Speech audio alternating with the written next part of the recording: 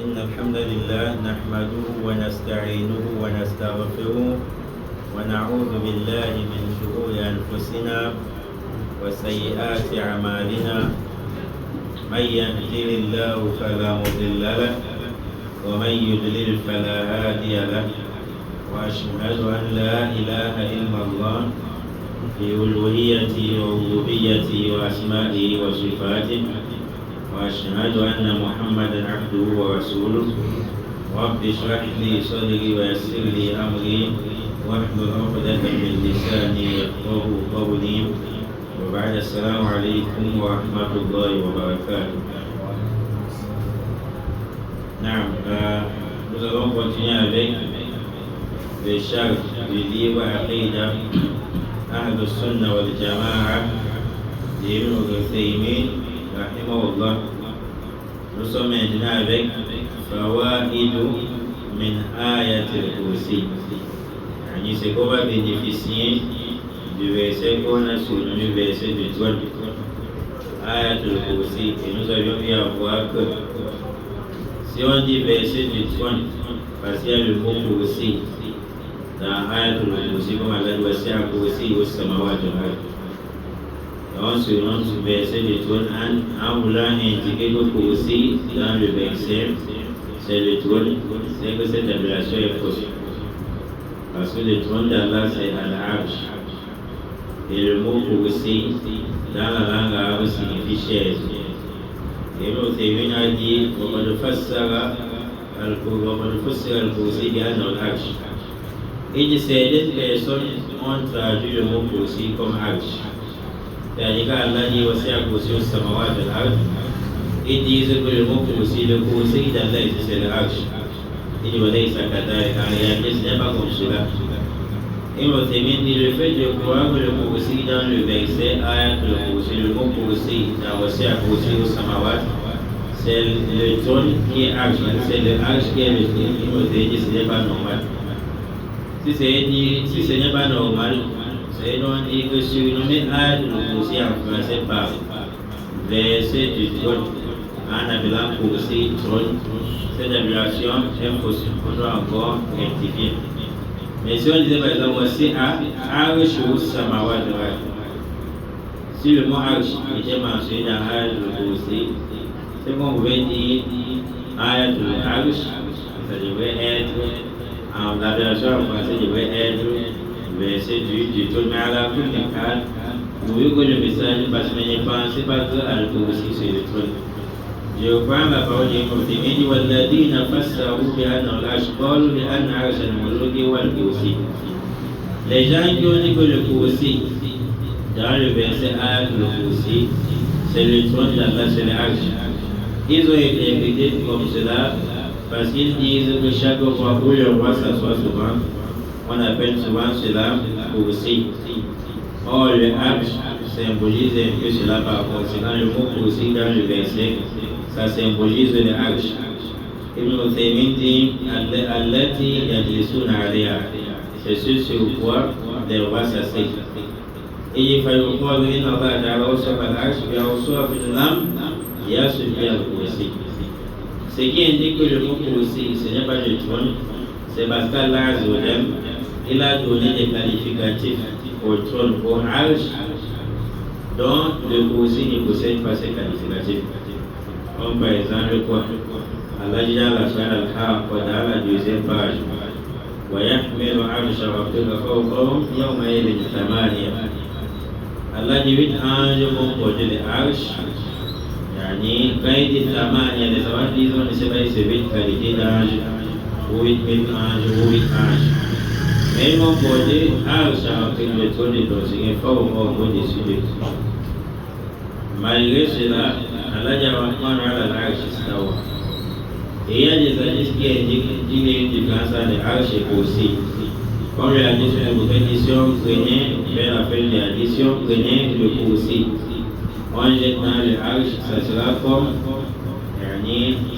une bague, une petite bague qui s'est égarée dans la forêt. Cela indique déjà qu'il y a une différence entre le Kursi et le arche. Si le arche c'est le trône et que son nom ne soit pas mentionné dans l'ayat de Kursi, Ça a dit sublimer ce verset du trône, c'est encore à revoir.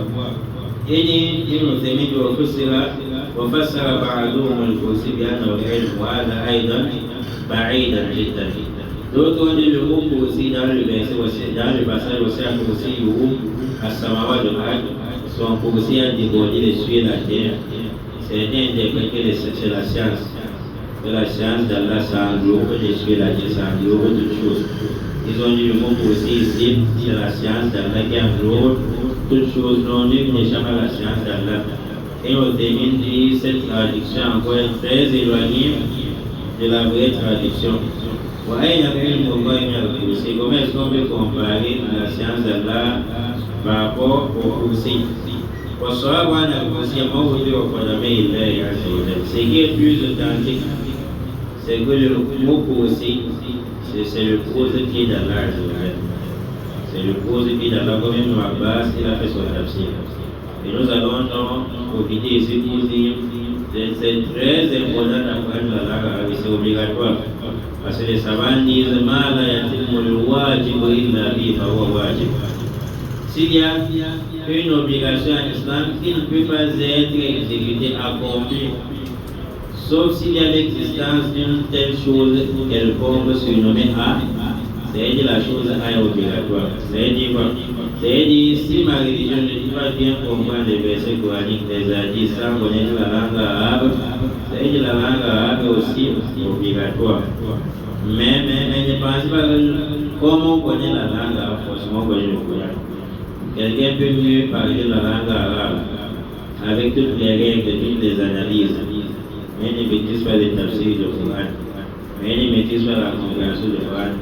Si c'était faux, c'est qu'on ne devrait pas voir les gens à Makka, à Madina, qui connaissent la langue arabe, ils demandent encore la traduction des versets savants. M. Fouza, Cheikh Ben Baz, et ainsi de suite. Vous allez voir certains fatwas dans le livre de 930 pages qui sont majoritairement au Fatawa, et pour Cheikh Ben Baz, c'est plus de 770 pages, mais en gros 777 pages. Vous allez voir que certaines fatwas, certaines questions qu'on leur pose, on dit souvent quel est le sens de tel verset. Pourquoi on demande encore le sens lorsque c'est en arabe? C'est tout simplement parce que la langue arabe, quand tu connais, ça ne veut pas dire que tu connais forcément le Coran. Ça te permet plutôt de mieux comprendre le Coran. Ça te facilite la tâche de mieux comprendre le Coran. Donc si maintenant tu prends la langue arabe, tu entres dans le Coran avec, tu ne veux plus suivre les tafsirs des savants, sache que tu vas faire l'accident avec la langue arabe. Un exemple, imagine si tu connais la langue arabe, tu arrives sur le verset Ayatul Kursi, Allah tu vas aussi accrocher au samawat wal-ard. Tu vas dire que dans la langue arabe, Kursi c'est la chaise, dont le trône d'Allah est dévoilé dessus la terre. Alors qu'en réalité, en langue arabe, Kursi il veut dire chaise. Mais vis-à-vis d'Allah, Kursi ce n'est plus la chaise, c'est posé pied d'Allah. Ne vient non plus ici de dire, bon, est-ce que c'est posé pied comme le mot Kursi dans la langue arabe, c'est chaise? Est-ce que ces posé pieds sont comme des chaises? Là, on ne va pas faire ces interprétations. C'est un peu comme en langue arabe. Sayyaratun, c'est la voiture. Mais dans le tafsir de Coran, dans la Sahih aussi, Sayyara ne veut pas dire voiture. Allah dit al-taqitu ba'du Sayyara. Lorsqu'on a jeté l'eau sur ses prénoms, jeté dans le puits, qu'il avait retrouvé, Allah dit ba'du Sayyara. Yani d'autres voitures, tu ne vas pas dire d'autres voitures. Allah a dit Sayyara ici, Sayyara lui-même a dit voyageur. Ça vous vient de quel mot? Ça vous vient de As-Sayru, Qul siru fil ardi fanzuru, afalam yasiru fil ardi fanzuru kayfa kana aqibatu alladhina min qablihim damma Allahu alayhim. Donc vous voyez un peu, il y a plusieurs choses comme ça dans le Coran. Comme par exemple, Allah dit Rasul min Allah yatlu suhufan mutahhara. Le prophète est venu lire suhufan mutahhara, les feuilles pures. Il y a la révélation d'Allah. À l'intérieur de ces feuilles, Kutub en arabe, ce sont des livres. Est-ce qu'on peut dire que les livres se trouvent dans des feuilles? Là, Kutub maintenant, ce sont des lois. Kutub des lois de droiture. Kutub, Kitab en arabe, c'est livre. Le bureau, c'est Kutub, mais dans la Surah Bayyina, kutub al-fiqh des lois. On voit que même dans la langue arabe, quand tu arrives sur le Coran, ça dit stop. Le Coran, la langue te permet seulement de mieux comprendre le Coran. Ça ne veut pas dire que tu vas aller avec la langue arabe où tu expliques de ton propre vrai. C'est que tu vas faire l'accident comme on vient de dire là. Donc, fawaid min ayat al-kursi. C'est qu'on va bénéficier de ce verset. Premièrement, il fera le droit de l'uluhiyya. Première chose qu'on va bénéficier de ce verset, c'est qu'Allah Azza wa Jal est l'unique dans son adoration. Donc Allah est le seul qui mérite en réalité d'être adoré. Quel est le dalil? Allahu la ilaha illa huwa. Point de divinité qui mérite d'être adoré. Donc là, aussi, tu bénéficies premièrement que tu ne vas pas chercher la chance ailleurs, sauf auprès d'Allah. Tu ne dois pas aller demander la richesse ailleurs, sauf par Allah. Tu ne dois pas t'incliner à une créature, sauf par Allah. Comme dans les réseaux sociaux, vous voyez comment la vie a pris l'ampleur. Vous voyez certains innovateurs se couvrent, d'autres font le roux, bien le soujoud, au chien ou bien certaines de ces vidéos. Ça c'est le cours que ma mécréance regarde. Toutes ces actes d'adoration doivent être voués exclusivement à Allah. C'est pas pour rien que le prophète a dit celui qui réside à aussi rien ne l'empêche d'entrer au paradis sauf l'amour. Je ne dois pas dire du paradis, mais tu vas dire si il est déjà c'est ce qui dirait au paradis. Le sens c'est que si tu dis à tout, si tu mets en adoration, c'est que tu auras le paradis.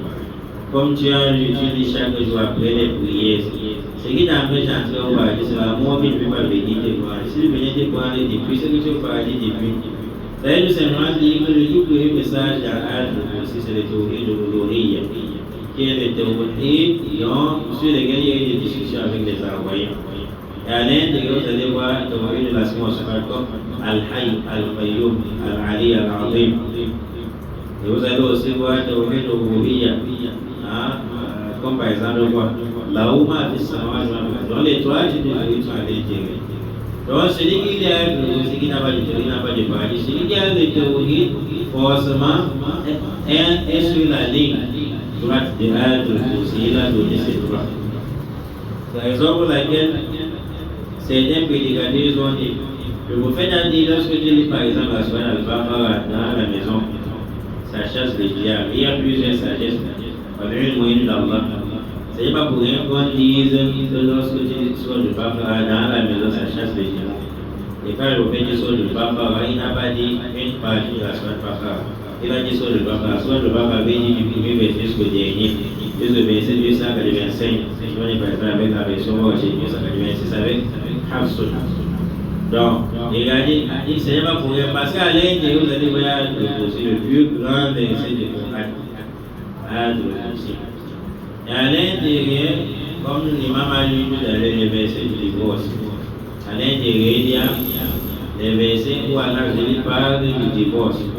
Quand on parle du divorce, on fait et on a un lien avec la séparation. Donc voilà un peu ce que je veux dire, c'est largement suffisant.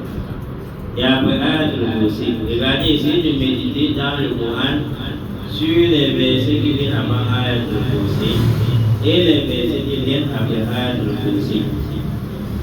Avant Ayat al-Kursi, qu'est-ce qu'Allah dit dans le verset 253 de la page 42?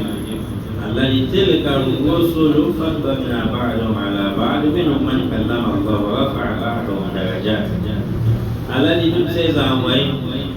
Allah dit il a élevé les uns sur les autres. Élever les uns sur les autres ne veut pas dire que certains, ils ont échoué là. Ça peut être les élever dans la richesse de pouvoir, comme son imam a dit, à travers le pouvoir. Il a eu un pouvoir, non, certains n'ont pas eu. Allah, il a élevé les uns au-dessus des autres, parmi lesquels les Ulul Azmi min ar-Rusul. D'autres savants disent les Ulul Azmi min ar-Rusul, ce n'est seulement pas les 5 qu'on connaît. Eux tous sont des Ulul Azmi min ar-Rusul, mais Al-Mashhur, ce qui est très connu, ceux qui sont très présents, ce sont les 5 qu'on a cités, Ibrahim, Moussa, Muhammad, Nuh, Isa. Donc Allah dit, mais non, man kapama. Il y a parlé celui à qui Allah a parlé à qui Allah a envoyé, il était sur terre. Moussa alayhi salam. ورفع بعضهم درجات. Il a élevé les uns en degrés. C'est-à-dire, ça va dire ici dans le tafsir, Ibrahim alayhi salam, comme par exemple Ibrahim. Allah l'a élevé en degrés. Il est le plein des envoyés, Abu Lanbiya. Son fils était un envoyé, son petit-fils ainsi de suite, sa lignée, qui est des envoyés là-bas. Même le prophète alayhi salam, c'est la lignée d'Abraham. Donc Allah dit là, élever les uns au-dessus des autres. Quand Allah dit là, élever les uns au-dessus des autres, il a rien de même avec les sourates. Il a élevé. C'est une sourate au-dessus des autres, comme la meilleure sourate de Coran, c'est laquelle? La meilleure sourate de Coran, c'est laquelle? C'est après Yada, là, soit le Fatiha. La meilleure sourate de Coran, c'est soit le Fatiha. Et le meilleur verset de Coran, c'est Ayatul Kursi. Donc, avant de tomber sur la Kursi, Allah dit là, il élevé les uns au-dessus des autres, parmi les envoyés. Tout comme il a élevé certains versets au-dessus des autres, et au-dessus des autres en particulier, Ayatul Kursi qui vient en bas. Après maintenant le verset Ayatul Kursi, Allah dit wa al-Ali al-Azim, il est le très haut, le suprême, le sublime. Allah maintenant prend l'histoire de celui qui voulait se montrer au tel. Et Abraham a apporté un exemple qui indique la suprématie d'Allah. Donc avant Ayatul Kursi, après Ayatul Kursi, les versets qui tournent autour, ils sont des versets de suprématie. Allah dit Alam tara ila alladhi hajja Ibrahim fi rabbih. N'as-tu pas vu l'état de celui qui a discuté avec Abraham au sujet de son Seigneur? Il parle Ibrahim Rabbi alladhi yuhyi wa yumit. Lorsqu'Abraham a dit mon Seigneur, c'est celui qui tue, c'est lui qui tue, c'est lui qui donne la vie. Voilà, yuhyi wa yumit. Le roi en question, c'était qui? Namrud. Dans d'autres versions, Namrud. Donc il dit, moi aussi je tue aussi. Abraham dit, Allah ya'ati bi shamsi al-mashriq. C'est d'Allah va faire à ce que le soleil provienne de son lever. Fait donc à ce que le soleil provienne du coucher. Cela indique quoi? Allah Al-Hayy, Al-Qayyum, Al-Ali, Al-Azim. Cela indique Allah est suprême. Nul ne peut faire le bras de avec Allah. Quand il a pris cet exemple, favori qu'Allah dit qu'Allah lui-même bien c'est tube. Il n'avait plus une parole à apporter. Après cela maintenant, après le verset de Kursi, les versets qui suivent ce sont les versets qui indiquent la suprématie, la grandeur d'Allah. Allah prend encore l'exemple de celui qui est passé dans une cité. Il a dit comment est-ce qu'Allah va ressusciter cette cité après sa mort. Allah l'a tué pendant combien d'années? 100 ans. Pendant 100 ans. C'est-à-dire, oui, Allah l'a tué pendant 100 ans comme Mabahata. Ensuite, Allah l'a ressuscité et lui a posé la question. Allah dit quoi la cam la vie? Tu as passé mon béton. Quand la vie, il y a un moment où j'ai passé un jour ou même une demi-journée. Allah dit non, mais tu as plutôt passé. Yani, tu as passé 100 ans. Allah dit, observe ta poisson, ton animal, comment Allah va te remettre sur la mort. Vous allez lire le verset. Lorsqu'il a vu toutes ces preuves évidentes, comment Allah l'a tué, il a demeuré 100 ans. Il ne sait même pas qu'il a fait 100 ans. Mais Allah l'a ressuscité. Voilà, il a dit, qu'est-ce qu'il dit par la suite? Anna Allah ala kulli shay. Je sais que c'est Allah a le pouvoir sur toute chose. Comme Allah m'a tué pendant 100 ans, je ne sais même pas que c'était 100 ans. Mais Allah m'a ressuscité. J'ai su qu'Allah a le pouvoir sur toute chose.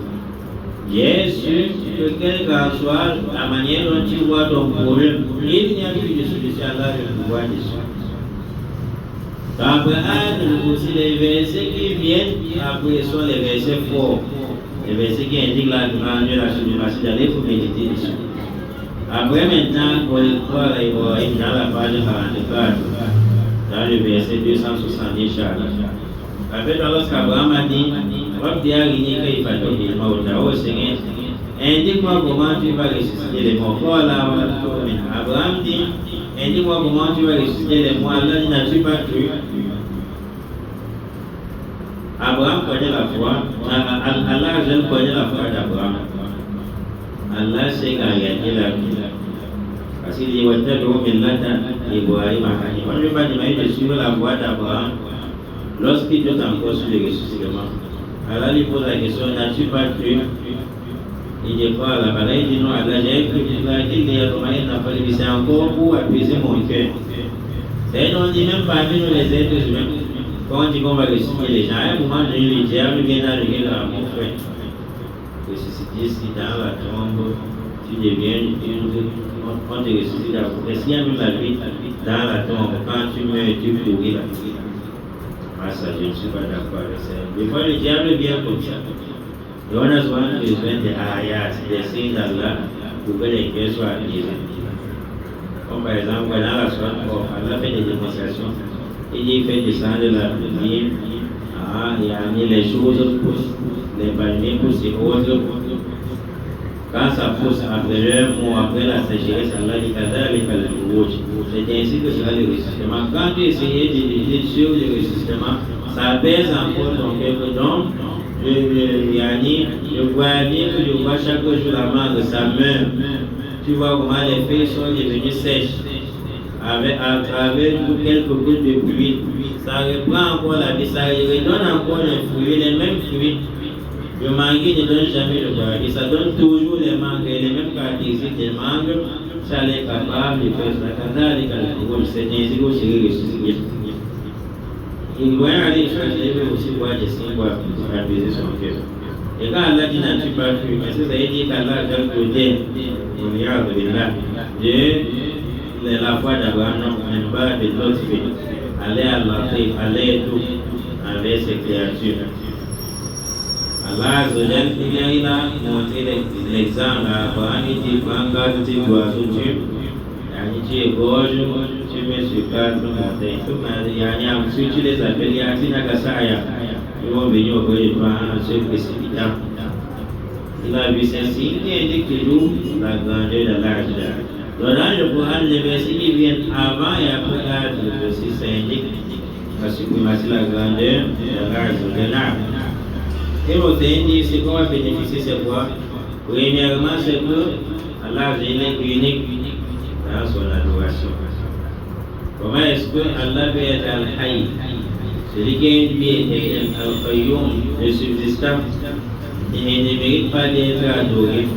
Lorsque nos rois que nous adorons meurent, ils ont même hérité de certains rois qui sont passés avant. Lorsque ceux que nous adorons aujourd'hui ont été enfants, ils se sont rendus au planète comme vous, ils vont mourir après. Lorsqu'Allah a la vie éternelle, cela indique déjà qu'Allah mérite d'être adoré. Quand Allah dit encore il indique son unicité dans l'adoration lorsqu'il le mérite. Regardez les deux noms qui suivent ça, un lien avec la ilaha illallah.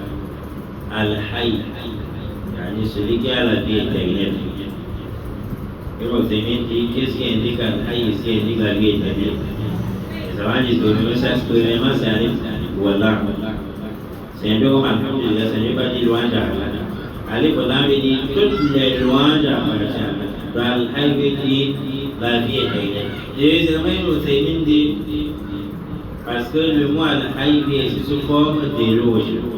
On ne va faire des loges avec une vie qui peut s'arrêter un jour. On fait des loges avec une vie, il y a une qui est éternelle. Donc Allah dit Al-Hayy, celui qui a une vie éternelle. Donc ça a un lien avec la ilaha illallah qui possède. C'est non une divinité vraie qui mérite d'être adorée uniquement dans son adoration, en réalité doit avoir une vie éternelle. Doit se suffire, il doit être al-Qayyum, se suffire lui-même qui n'a pas besoin de vous. Et doit, c'est lui qui donne la suffisance à ses créatures. Qui possède ces caractéristiques pour qu'on l'adore comme une personne. Donc, il nous dit encore, Allah Azzawajal, il a témoigné cela, c'est-à-dire qu'il y a point de limité, dès le cadre en dehors de Dieu. Et les anges aussi témoignent, parce que les anges maîtrisent la grandeur d'Allah. Quand Allah parle, les anges s'évanouissent au ciel. Et qui témoigne encore là, après Allah, après les anges, qui ont témoigné, les musulmans, ce n'est pas les musulmans, ou les savants. Et si tu n'es pas savant, ça veut dire que tu ne connais pas Allah. Et la plus grande science dans le monde, c'est la science du tawhid. Quand tu connais vraiment qui est Allah, c'est celui qui va prier, sa prière sera lourde. Quand tu ne connais pas qui est Allah, tu dis Allah, moi, ça n'entre pas dans ton cœur, tu vas venir.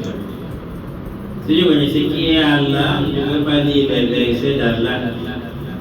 Avec un calme total, surtout dans le mois béni, le mois de Ramadan, tu te plains. Comme mon frère, je vais abandonner cette mosquée. On dit pourquoi? Parce qu'on a insulté des parents là-bas. Et ils lisent des nuits par je regarde quelqu'un qui veut le paradis. Si tu connaissais qui est Allah, tu devrais, et si tu connaissais aussi la raison pour laquelle tu as été créé, tu devrais souhaiter demeurer en écoutant la lecture coranique. On a question chez Abouassa Al-Badr, quel est le meilleur moment de lire le Coran, quel est le meilleur moment d'écouter la lecture coranique? Et il a répondu intelligemment, il dit c'est dans la prière.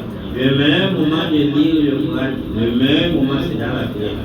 Et le meilleur moment d'entendre le Coran c'est dans la prière. Tant pis pour toi, c'est dans la prière, tu ne pas cela comme meilleur moment pour écouter la lecture coranique. Faites même la comparaison, prenez par exemple chez Soudès, les lecteurs. Vous prenez sa lecture qu'il a lue étant pas dans la prière. Et celle qu'il lit étant dans la prière. Vous allez voir qu'il n'y a pas match. Prenez d'autres lecteurs pour essayer de faire la comparaison. Vous allez vous rendre compte que c'est comme si vous avez deux voix. Alors qu'en réalité, c'est une seule voix. Mais qu'est-ce qu'il fait à ce que une seule voix se compose comme deux voix? Parce que il est dans la prière. Et c'est où tu sens que la prière, c'est une lourde charge sur celui qui ne prie pas. Parce que dans la prière, tu changes sur toi. Voyez. Donc celui qui connaît la grandeur d'Allah, c'est celui qui prie même bien. Parce qu'il prie, on dit Allahu Akbar, ça réagit sur lui. Sami Allahu liman hamida, Allahumma lakal hamdu, anta nur, Allahumma lakal hamdu hamdan kathiran tayyiban mubarakan fi, min as-samawati wa min al-ard. On peut le voir ici, min as-samawati wa min al-ard. Tu ressens comment la grandeur d'Allah te pénètre. ومن ما شئت من شيء بعد أهل الثناء والمجد الله سمعت لسلوش إلى غانديم يحق ما قال له كلنا لك سدوات بنيتي dans ton cœur. Donc, troisième personne, parmi ceux qui ont témoigné la ilaha illallah, les savants. Non, pas Imam Belkis, je m'intéresse surtout sur ceux qui ont témoigné. Pour le ilm. Donc, les savants ont témoigné là et là. C'est-à-dire ici, chacun parmi nous n'est pas un homme de science. Tu vois que j'ai encore de lacune dans la science, c'est que tu n'as pas témoigné là et là, c'est le verset qui indique. Même si je dis que tu témoignes, aujourd'hui tu as risqué 1000 fois. Un savant peut réciter 3 fois, ça dépasse les 1000 fois que tu as récité. Parce que c'est qui est Allah. Donc, comme j'étais en train de dire, vous pouvez oublier, un prédicateur dit la soirée de papa, le père dit qu'on récite à la maison, ça écarte les diables et les charlatans. Il dit, mais il y a certaines maisons qui vont dire que ça n'aura pas d'effet. Premièrement, parce que quand tu lis, tu n'as pas l'intention qui est bonne. Deuxièmement, quand tu lis la maison est aérée par le haram, la maison n'est pas aérée par la recommandation de l'obéissance à Allah. Imagine tu lis la soirée parfois pour être protégé des charlatans. Tu passes sur l'âge aussi à Allah. La ilaha illallah, on doit brûler tous les grilles qu'il y a dans la maison. Al-Hayy al-Qayyum. La ilaha illallah, il doit annuler tous les marabouts. Effacer le numéro de tous les marabouts. Parce qu'ils vont mourir, mais aller à Al-Hayy, il a la vie parfaite. Al-Qayyum, mais c'est celui lui-même et c'est lui qui donne la suffisance aux créatures. Ou bien de dire Allah la ilaha illa huwa, tu es mubtadi, un grand innovateur. C'est une adore seulement par là. Tu prends les recommandations religieuses, c'est d'autres divinités, plus Allah Azza wa Jalla. Donc, deuxièmement, c'est bon à bénéficier de ces espoirs de l'ayati, lillahi fi qawli al-hayy. La confirmation, deuxième chose qu'on va bénéficier, la confirmation de la vie parfaite d'Allah. Allah, il vit. Wal-hayy yudhid al-mayyit. Et le vivant, son contraire, c'est al-mayyit, une chose morte. Allah Azza wa Jalla, il ne meurt pas. C'est raison la Allah dit, il s'est fait des éloges lui-même. Wa tawakkal ala al-hayy alladhi la yamut. Place ta confiance en Allah qui est al-hayy, le vivant, alladhi la yamut, qui ne meurt pas. Ça revient sur ce qu'on a dit précédemment. Quand il a dit le vivant, il a fait son tafsir, alladhi la yamut, qui ne meurt pas. Qui ne meurt pas veut dire le vivant, c'est une vie éternelle. Ça veut le tafsir du mot al-hayy. Confie de place sa confiance en Allah, qui est le vivant qui ne meurt pas. Car si tu places sa confiance au marabout, peut-être il y a une affaire d'un an, 2 ans, où les étaient ensemble, tu cherches sa protection, et de mourir avant 3 mois. Et tu te trouves pour j'ai raté ma vie dans le monde si je savais. Et quand tu places ta confiance en Allah, même si l'affaire va durer 5 ans, Allah sait comment il va organiser tes affaires. Donc la vie d'Allah est parfaite. Deuxièmement, troisième chose qu'on va bénéficier, c'est Anna Hayat Allah Ta'ala Kamil. Deuxième chose qu'on bénéficie, c'est qu'Allah est vivant. Troisièmement, il n'y a pas une chose morte comme les gris-gris, les gris-gris, les tombes et autres qu'on adore. Deuxièmement, c'est une simple vie. C'est la vie parfaite. C'est la vie, une vie parfaite, pas comme la vie des êtres humains. Voici ce qui indique, peut-être une partie des hadiths, le prophète dit, c'est d'Allah avait créé Adam à la sourate, sous son image. Les savants disent, ils le sont aussi, ils ont appris sur Allah, c'est-à-dire Allah a créé Adam sous l'image d'Allah. C'est-à-dire quoi? C'est-à-dire qu'il a certains attributs, comme les attributs d'Allah, mais ce ne sont pas les mêmes.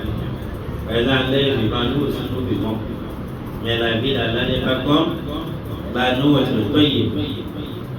Prochaine chose qu'on va bénéficier, إثبات القيومية لله أي أنه قائم بنفسه وقائم على غيره.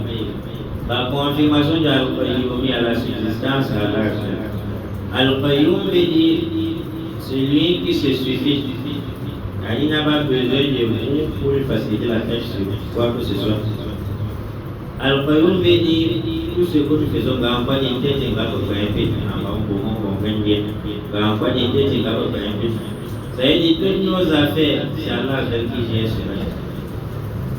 C'est Allah qui gère cela. Pourquoi il est capable de gérer? Là, tu as un peu de signal de voilà. Parce qu'il ne somnole pas, il ne dort pas. Et toutes nos affaires, il va dire que l'amra, il a sama et il a Allah dit l'administre toutes choses dessus jusqu'à la terre. C'est Allah qui administre cela. Al-Qayyum, Ithbal al-Qayyumiyya lillahi azza wa jalla. Et l'Uthaymin,